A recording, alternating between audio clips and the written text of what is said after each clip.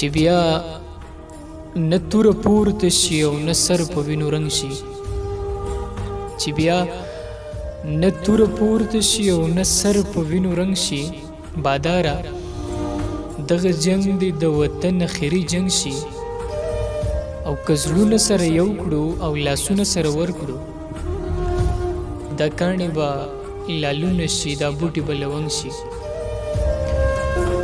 او تر څو به دوی په کلي کلي ګرځي دا به وایي، تر څو به دوی په کلي کلي ګرځي دا به وایي چې دا مینه دې ورانه شي او هغه کور دې ړنګ شي.